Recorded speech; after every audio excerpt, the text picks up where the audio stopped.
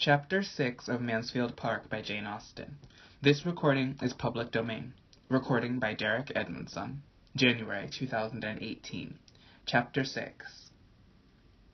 Mr. Bertram set off for, and Miss Crawford was prepared to find a great chasm in their society, and to miss him decidedly in the meetings which were now becoming almost daily between the families. And on their all dining together at the park, soon after his going, she retook her chosen place near the bottom of the table, fully expecting to feel a most melancholy difference in the change of masters. It would be a very flat business, she was sure. In comparison with his brother, Edmund would have nothing to say. The soup would be sent round in the most spiritless manner, wine drank without any smiles or agreeable trifling, and the venison cut up without supplying one pleasant anecdote of any former haunch, or a single entertaining story about my friend such a one. She must try to find amusement in what was passing at the upper end of the table, and in observing Mr. Rushworth, who was now making his appearance at Mansfield for the first time since the Crawfords' arrival. He had been visiting a friend in a neighboring county, and that friend having recently had his grounds laid out by an improver, Mr. Rushworth was returned with his head full of the subject, and very eager to be improving his own place in the same way, and though not saying much to the purpose, could talk of nothing else. The subject had been already handled in the drawing-room. It was revived in the dining-parlour. Miss Bertram's attention and opinion were evidently his chief aim, and though her deportment showed rather conscious superiority than any solicitude to oblige him, the mention of Southerton Court, and the ideas attached to it, gave her a feeling of complacency, which prevented her from being very ungracious. "I wish you could see Compton," said he. "It is the most complete thing. I never saw a place so altered in my life. I told Smith I did not know where I was. The approach now is one of the finest in the country. You see the house in the most surprising manner. I declare, when I got back to Southerton yesterday, it looked like a prison, quite a dismal old prison." "Oh, for shame!" cried Mrs. Norris. "A prison indeed! Southerton Court is the noblest old place in the world." "It wants improvement, ma'am, beyond anything. I never saw a place that wanted so much improvement in my life, and it is so forlorn that I do not know what can be done with it." "No wonder that Mr. Rushworth should think so at present," said Mrs. Grant to Mrs. Norris with a smile. "But depend upon it, Southerton will have every improvement in time which his heart can desire." "I must try to do something with it," said Mr. Rushworth, "but I do not know what. I hope I shall have some good friend to help me." "Your best friend upon such an occasion," said Miss Bertram calmly, "would be Mr. Repton, I imagine." "That is what I was thinking of. All he has done so well by Smith. I think I had better have him at once. His terms are 5 guineas a day." "Well, and if they were 10," cried Mrs. Norris, "I am sure you need not regard it. The expense need not be any impediment. If I were you, I should not think of the expense. I would have everything done in the best style, and made as nice as possible. Such a place as Southerton Court deserves everything that taste and money can do. You have space to work upon there, and grounds that will reward you. For my own part, if I had anything within the 15th part of the size of Southerton, I should be always planting and improving, for naturally I am excessively fond of it. It would be too ridiculous for me to attempt anything where I am now with my little half-acre. It would be quite a burlesque. But if I had more room, I should take a prodigious delight in improving and planting. We did a vast deal in that way at the parsonage. We made it quite a different place from what it was when we first had it. You young ones do not remember much about it. Perhaps, if dear Sir Thomas were here, he could tell you what improvements we made. And a great deal more would have been done, but for poor Mr. Norris's sad state of health. He could hardly ever get out, poor man, to enjoy anything, and that disheartened me from doing several things that Sir Thomas and I used to talk of. If it had not been for that, we should have carried on the garden wall, and made the plantation to shut out the churchyard, just as Dr. Grant has done.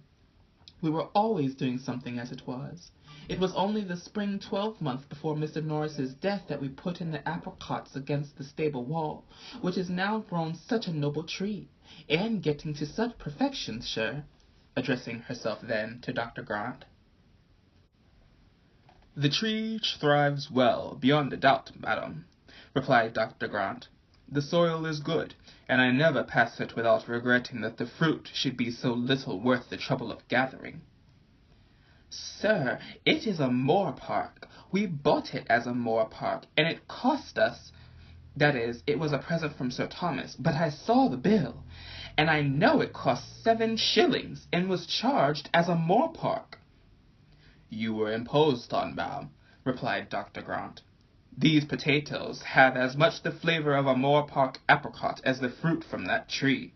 It is an insipid fruit at the best, but a good apricot is eatable, which none from my garden are." "The truth is, ma'am," said Mrs. Grant, pretending to whisper across the table to Mrs. Norris, "that Dr. Grant hardly knows what the natural taste of our apricot is. He is scarcely ever indulged with one, for it is so valuable a fruit, with a little assistance, and ours is such a remarkably large, fair sort, that what with early tarts and preserves, my cook contrives to get them all." Mrs. Norris, who had begun to redden, was appeased, and, for a little while, other subjects took place of the improvements of Sotherton. Dr. Grant and Mrs. Norris were seldom good friends. Their acquaintance had begun in dilapidations, and their habits were totally dissimilar. After a short interruption, Mr. Rushworth began again. "Smith's place is the admiration of all the country, and it was a mere nothing before Repton took it in hand. I think I shall have Repton." "Mr. Rushworth," said Lady Bertram, "if I were you, I would have a very pretty shrubbery. One likes to get out into a shrubbery in fine weather." Mr. Rushworth was easy to assure her ladyship of his acquiescence, and tried to make out something complimentary. But, between his submission to her tastes, and his having always intended the same himself, with the superadded objects of professing attention to the comfort of ladies in general, and of insinuating that there was only one whom he was anxious to please, he grew puzzled, and Edmund was glad to put an end to his speech by the proposal of wine. Mr. Rushworth, however, though not usually a great talker, had still more to say on the subject next his heart. "Smith has not much above 100 acres altogether in his grounds, which is little enough, and makes it more surprising that the place can be so improved. Now, at Sotherton we have a good 700, without reckoning the water meadows, so that I think, if so much can be done at Compton, we need not despair.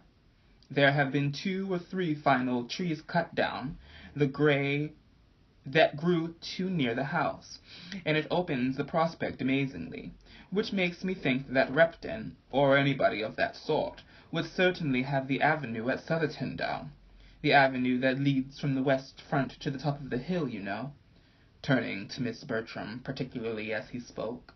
But Miss Bertram thought it most becoming to reply, "The avenue? Oh, I do not recollect it. I really know very little of Sotherton."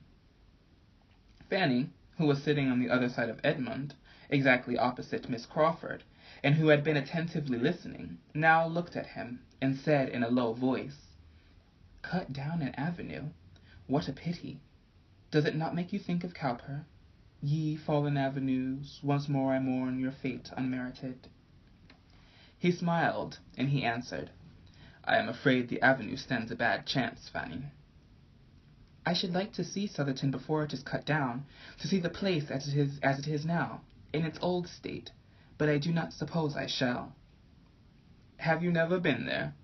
"No, you never can, and, unluckily, it is out of the distance for a ride. I wish we could contrive it." "Oh, it does not signify. Whenever I do see it, you will tell me how it has been altered." "I collect," said Miss Crawford, "that Sotherton is an old place, and a place of some grandeur. In any particular style of building?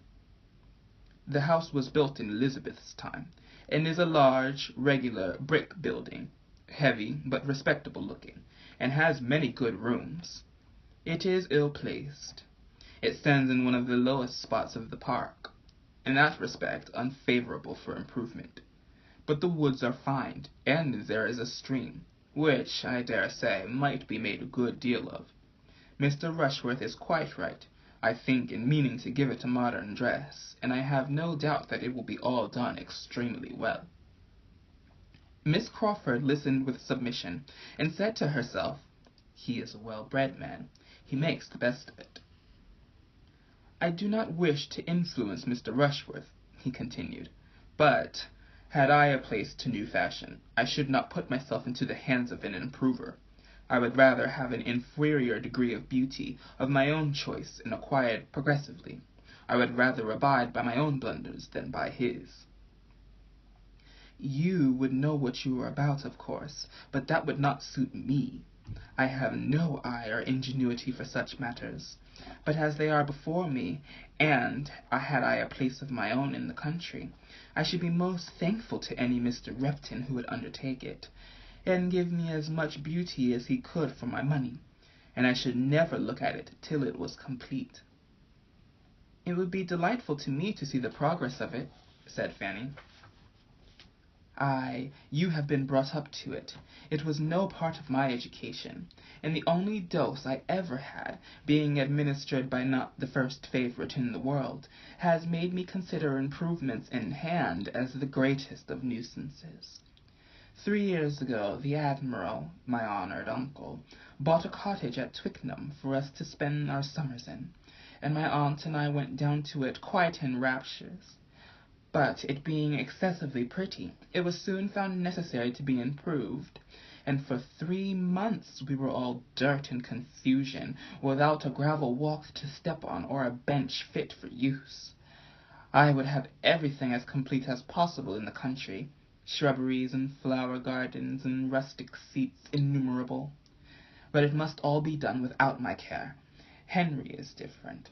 He loves to be doing." Edmund was sorry to hear Miss Crawford, whom he had so much disposed to admire, speak so freely of her uncle. It did not suit his sense of propriety, and he was silenced, till induced by further smiles and liveliness to put the matter by for the present. "Mr. Bertram," said she, "I have tidings of my harp at last. I am assured that it is safe at Northampton, and there it has been these 10 days, in spite of the solemn assurances we have so often received to the contrary." Edmund expressed his pleasure and surprise. "The truth is, that our inquiries were too direct. We sent a servant, we went ourselves. This will not do 70 miles from London. But this morning we heard of it on the right way. It was seen by some farmer, and he told the miller, and the miller told the butcher, and the butcher's son-in-law left word at the shop. I am very glad that you have heard of it, but whatever means, and I hope there will be no further delay." "I am to have it tomorrow. But how do you think it is to be conveyed? Not by a wagon or cart. Oh, no. Nothing of that kind could be hired in the village. I might as well have asked for porters and a hand-barrow." "You would find it difficult, I dare say, just now, in the middle of a very late hay-harvest, to hire a horse and cart." "I was astonished to find what a piece of work was made of it. To want a horse and cart in the country seemed impossible. So I told my maid to speak for one directly, and as I cannot look out of my dressing-closet without seeing one farmyard, nor walk into the shrubbery without passing another, I thought it would be only ask and have, and was rather grieved that I could not give the advantage to all. Guess my surprise when I found that I had been asking the most unreasonable, most impossible thing in the world, had offended all the farmers, all the labourers, all the hay in the parish. As for Dr. Grant's bailiff, I believe I had better keep out of his way, and my brother-in-law himself, who was all kindness in general, looked rather black upon me when he found what I had been at." "You could not be expected to have thought on the subject before. but when you do think of it, you must see the importance of getting in the grass. The hire of a cart at any time might not be so easy as you suppose. Our farmers are not in the habit of letting them out. But in harvest it must be quite out of their power to spare a horse. I shall understand all your ways in time, but coming down with the true London maxim that everything is to be got with money, I was a little embarrassed at first by the sturdy independence of your country customs. However, I am to have my harp fetched tomorrow. Henry, who is good-natured itself, has offered to fetch it in his barouche. Will it not be honourably conveyed? Edmund spoke of the harp as his favourite instrument, and hoped to be soon allowed to hear it. Fanny had never heard the harp at all, and wished for it very much. I shall be most happy to play to you both, said Miss Crawford, at least as long as you can like to listen, probably much longer, for I dearly love music myself, and where the natural taste is equal, the player must always be best off, for she is gratified in more ways than one. Now, Mr. Bertram, if you write to your brother, I entreat you to tell him that my harp is come. He heard so much of my misery without it. You may say, if you please, that I shall prepare my most plaintive airs against his return, in compassion to his feelings, as I know his horse will lose. If I write, I will say whatever you wish me, but I do not at present foresee any occasion for writing. No, I dare say, nor if he were to be gone a 12-month would you ever write to him, nor he to you if it could be helped. The occasion would never be foreseen. What strange creatures brothers are! You would not write to each other but upon the most urgent necessity in the world, and when obliged to take up the pen to say that such a horse is ill or such a relation dead, it is done in the fewest possible words. You have but one style among you, I know it perfectly. Henry, who is in every other respect exactly what a brother should be, who loves me, consults me, confides in me, and will talk to me by the hour together, has never yet turned the page in a letter, and very often is it nothing more than, Dear Mary, I am just arrived, Bath seems full, and everything as usual, yours sincerely. That is the true manly style. That is a complete brother's letter. When they are at a distance from all their family, said Fanny, colouring for William's sake, they can write long letters. Miss Price has a brother at sea, said Edmund, whose excellence as a correspondent makes her think you too severe upon us. At sea, has she? In the king's service, of course. Fanny would rather have had Edmund tell the story, but his determined silence obliged her to relate her brother's situation. Her voice was animated in speaking of his profession, and the foreign stations he had been on, but she could not mention the number of years that he had been absent without tears in her eyes. Miss Crawford civilly wished him an early promotion. Do you know anything of my cousin's captain? Said Edmund. Captain Marshall. You have a large acquaintance in the navy, I conclude. Among admirals large enough, but, with an air of grandeur, we know very little of the inferior ranks. Post-captains may be very good sort of men, but they do not belong to us. Of various admirals I could tell you a great deal, of them and their flags and the gradation of their play, and their bickerings and jealousies, but in general I can assure you that they are all passed over, and all ill used. Certainly my home at my uncle's brought me some acquaintance with a circle of admirals. Of rears and vices I saw enough. Now, do not be suspecting me of a pun, I entreat. Edmund again felt grave, and only replied, It is a noble profession. Yes, the profession is well enough under two circumstances. If it make the fortune, and there be discretion in spending it. But in short, it is not a favourite profession of mine. It has never worn an amiable form to me. Edmund reverted to the harp, and was again very glad in the prospect of hearing her play. The subject of improving grounds, meanwhile, was still under consideration among the others, and Mrs. Grant could not help addressing her brother, though it was calling his attention from Miss Julia Bertram. "My dear Henry, have you nothing to say? You have been an improver yourself, and from what I hear of Everingham, it may vie with any place in England. Its natural beauties, I am sure, are great. Everingham, as it used to be, was perfect in my estimation. Such a happy fall of ground, and such timber! What would I not give to see it again?" "Nothing could be so gratifying to me as to hear your opinion of it," was his answer. "But I fear there would be some disappointment. You would not find it equal to your present ideas. In extent, it is a mere nothing. You would be surprised at its insignificance. And, as for improvement, there was very little for me to do. Too little. I should like to have been busy much longer." "You are fond of the sort of thing?" said Julia. "Excessively. But what with the natural advantages of the ground, which pointed out, even to a very young eye, what little remained to be done, and my own consequent resolutions. I had not been of age 3 months before Everingham was all that it is now. My plan was laid at Westminster, a little altered perhaps at Cambridge, and at 1 and 20 executed.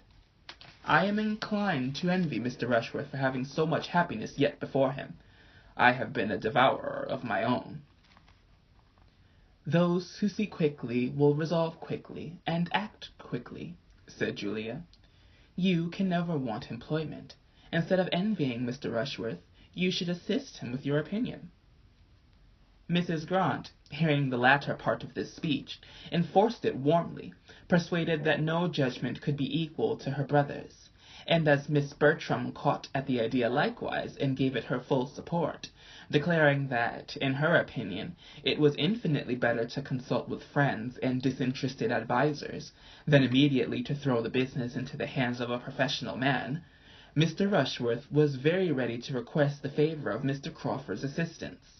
And Mr. Crawford, after properly depreciating his own abilities, was quite at his service in any way that could be useful. Mr. Rushworth then began to propose Mr. Crawford's doing him the honour of coming over to Sotherton, and taking a bed there, when Mrs. Norris, as if reading in her two nieces' minds their little approbation of a plan which was to take Mr. Crawford away, interposed with an amendment. "There can be no doubt of Mr. Crawford's willingness, but why should not more of us go? Why should we not make a little party? Here are many that would be interested in your improvements, my dear Mr. Rushworth, and that would like to hear Mr. Crawford's opinion on the spot, and that might be of some small use to you with their opinions. And, for my own part, I have been long wishing to wait upon your good mother again. Nothing but having no horses of my own could have made me so remiss. But now I could go and sit a few hours with Mrs. Rushworth, while the rest of you walk about and settle things, and then we could all return to a late dinner here, or dine at Sotherton, just as might be most agreeable to your mother, and have a pleasant drive home by moonlight. I dare say Mr. Crawford would take my two nieces and me in his barouche, and Edmund could go on horseback, you know, sister, and Fanny will stay at home with you." Lady Bertram made no objection, and every one concurred in the going was forward in expressing their ready concurrence, except Edmund, who heard it all and said nothing. End of chapter 6.